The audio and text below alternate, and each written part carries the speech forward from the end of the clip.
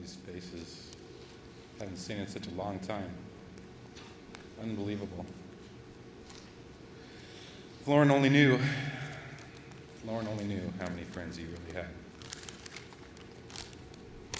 So I got about a half hour's worth of stuff here, and then I realized that it might be a little rated G audience, so now it's cut down to about 1 minute and 20 seconds. The other stories I'll have to tell at Dan's later. Me and Loren had a lot of good times together. Roommates a few different times, and just as early as last year, he stayed with me for about 6 months before he moved back up to Spokane, and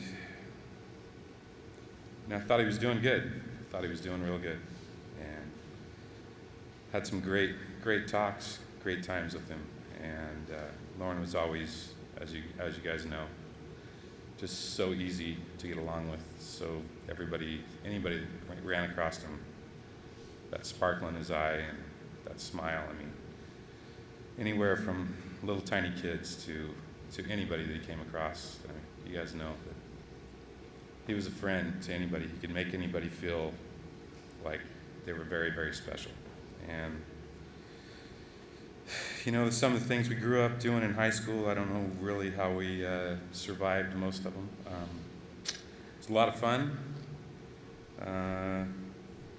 Got down here as Orange Nova, but I think I've got a friend of mine that wants to come up and say something about that. They'll do that after a bit. Had a lot of good times in that crazy car.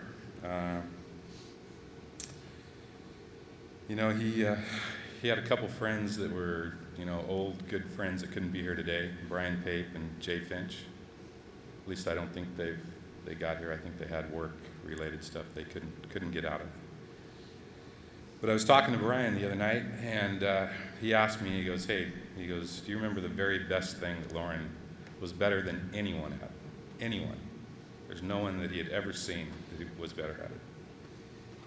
And I said, I just can't, I don't know what you're saying, Brian. And he said, wasn't he the best air drummer ever that anybody ever saw?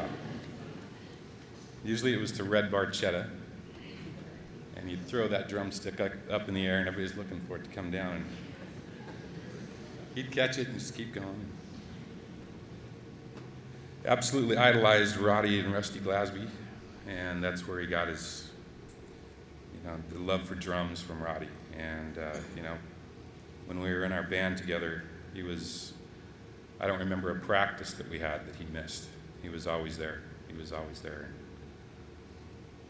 Just couldn't get enough of it. And I always appreciated that. And, when he was living with me last year and he was working for Dan, for some crazy reason he decided to shave his head.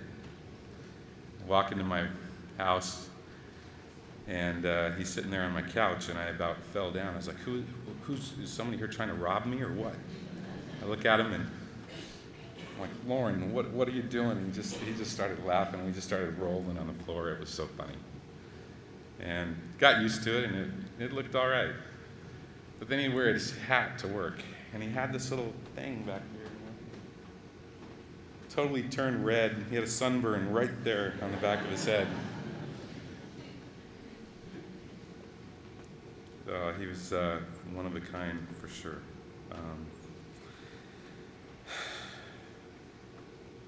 When we were younger, we pretty much grew up at the Midway Drive-In.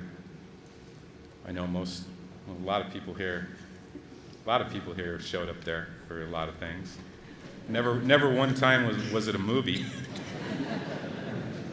I doubt if any of us ever remember what movie was ever playing there. At least I don't. I know that.